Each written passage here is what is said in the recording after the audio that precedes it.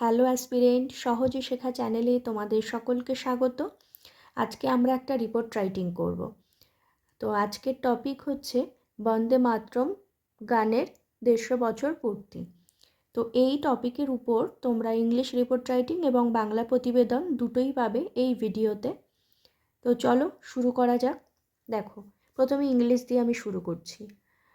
প্রথমে যে টাইটেলটা দিয়েছি দেখো, 150 years of Vande Mataram by a staff reporter. জায়গার নাম আমি দিয়েছি XYZ, ডিসেম্বর 28 ডেট দিয়েছি। তোমাদের যদি কোনো জায়গার নাম উল্লেখ করে দেওয়া থাকে তাহলে তোমরা সেই জায়গাটার নাম দেবে, আর তোমরা যেদিন রিপোর্টটা লিখছো সেই দিনকার ডেটটা তোমরা দিতে পারো। এবার আমি বলি, এই টপিকটা দুরকমভাবে আসতে পারে, একটা এডিটোরিয়াল হিসাবে আর একটা ইভেন্ট বেস। তো আমি এটা দুটো মিক্সড করেই প্রায় লিখেছি।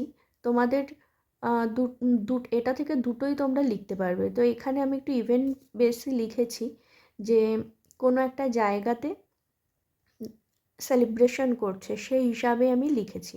তো দেখো, প্রথম প্যারাটা দেখো কি লিখেছি, আমি 3টে প্যারাতেই লিখেছি। দেখো প্রথম প্যারাতে কি লিখেছি, A heartwarming cultural program was organized in X area to celebrate the 150th anniversary of Bande Mataram, connecting citizens, especially youth, with its revolutionary and spiritual essence that united India's freedom struggle. যে একটা cultural programme organised হচ্ছে x এরিয়াতে, কিসের জন্য, যে বন্দে মাতরম গানের যে anniversary 150 বছর অ্যানিভার্সারি হিসাবে। এটা কি করছে, এটা সিটিজেন জনসাধারণকে কানেক্ট করছে, একযোগে বাঁধছে বা এক সূত্রে বাঁধছে, বিশেষ করে যুবকদের বা ইউথদের। তো এই যে গানটা, এটা কি করেছিল, যে ভারতীয় যে বিপ্লবীরা ছিলেন তাদেরকেও ঐক্যবদ্ধ করেছিল।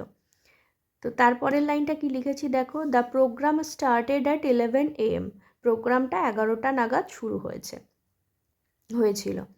এটা ছিল প্রথম প্যারা। দ্বিতীয় প্যারাতে কি লিখেছি দেখো, at the beginning of the programme garlands were placed on the portrait of Maharshi Bankimchandra Chatterjee. তো প্রথমে লিখেছি আমি প্রথম লাইনটাতে, যে প্রোগ্রামটা যে শুরু হয়েছে কি দিয়ে, যে বঙ্কিমচন্দ্র চট্টোপাধ্যায়ের ছবিতে মাল্য দান করে প্রোগ্রামটা শুরু হয়েছে। তারপরে the next moment when Vande Mataram was sung by eminent musician, the entire audience stood up and saluted the historic tune. তো কি হয়েছে, যে তার পরের মুহূর্তে যখন বন্দে মাতরম গানটা গাওয়া হয়েছিল বিশিষ্ট মিউজিশিয়ানদের দ্বারা, তখন পুরো অডিয়েন্স, দর্শক মণ্ডলী দাঁড়িয়ে পড়েছিল এবং এরকম ঐতিহাসিক সুরকে স্যালুট জানিয়েছিল বা সম্মান জানিয়েছিল। তার পরের লাইনটা কি লিখেছি, the emotional rendition of the song made the surrounding colors with patriotism। এই যে এরকম একটা ইমোশনাল গান, এটা কি করেছিল, চারিপাশকে একটা দেশাত্মবোধকের একটা ছোঁয়া এনে দিয়েছিল চারিদিকে। তারপরে many dignitaries from the administrative officials, local people were presented at this programme. অনেক বিশিষ্ট বর্গের মানুষ, প্রশাসনিক মানুষ, তারপরে লোকাল পিপল, এরা কিন্তু এই প্রোগ্রামে উপস্থিত ছিলেন। দ্য ডিস্ট্রিক্ট, তারপরে দেখো আমি একটা কোটেশন ব্যবহার করেছি, the district collectors spoke about the significance of Bande Mataram. যে ডিস্ট্রিক্ট কালেক্টর যে ছিলেন, জেলা প্রশাসক, তিনি কি বলেছিলেন, এই বন্দে মাতরম গানটির সম্পর্কে কিছু বলেছিলেন বা গানের তাৎপর্য সম্পর্কে কিছু বলেছিলেন। বলেছিলেন, it was composed by Bankimchandra Chatterjee and first published in literary journal Bangadarshan on November 1875। তো কি বলেছিলেন তিনি, যে এই গানটি বঙ্কিমচন্দ্র চ্যাটার্জি কম্পোজ করা, এবং প্রথম এটা পাবলিশড হয়েছিল এই বঙ্গদর্শন যে পত্রিকা, সেটাতে কবে 7ই নভেম্বর 1875। এটি ছিল আমার দ্বিতীয় প্যারা। তো প্রথমে আমি অনুষ্ঠান সম্পর্কে দিয়েছি এবং তারপরে একটা কোটেশনের মধ্যে আমি এই গানটি কে লিখেছেন, কোথায় প্রকাশিত হয়েছিল সেটা সম্পর্কে একটু আইডিয়া দিয়েছি, বা সেটা সম্পর্কে আমি বলেছি।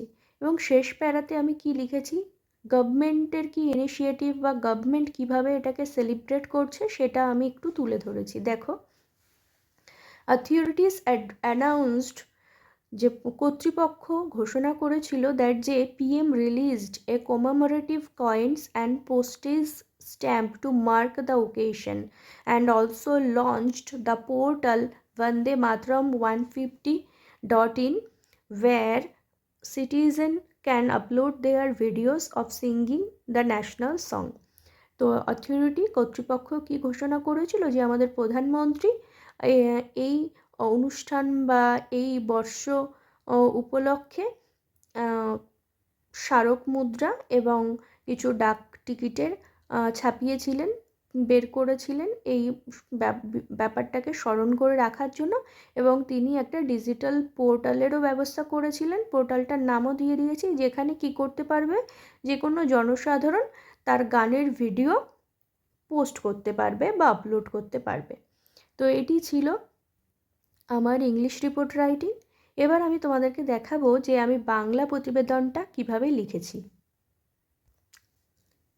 দেখো, বাংলা প্রতিবেদনটা আমি একটা স্কুলে অনুষ্ঠিত হচ্ছে সেই হিসাবে লিখেছি, একটা ইভেন্ট বেস হিসাবেই লিখেছি।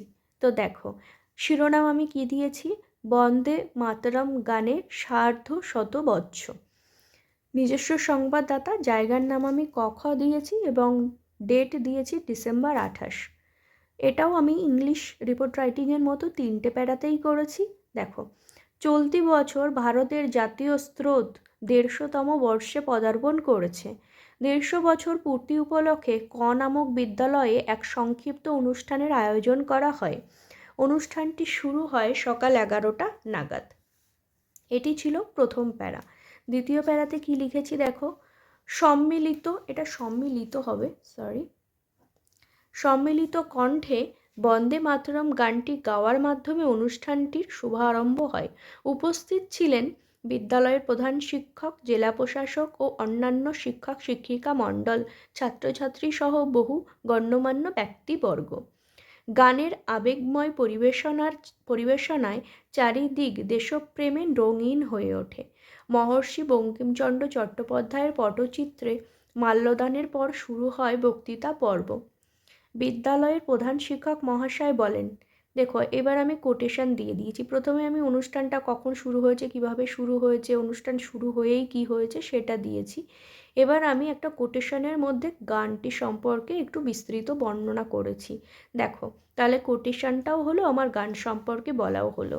দেখো আমি কি বলেছি। প্রধান শিক্ষক মহাশয় বলেন, ব্রিটিশ শাসন থেকে মুক্তি এবং মাতৃভূমির প্রতি ভালোবাসা ও দেশপ্রেম জাগ্রত করার জন্যই 1875 সালে এই গানটি রচনা করেন বঙ্কিমচন্দ্র চট্টোপাধ্যায়। এই গান স্বাধীনতা সংগ্রামীদের মধ্যে একটি শক্তিশালী ঐক্যবদ্ধ চেতনার জন্ম দিয়েছিলেন।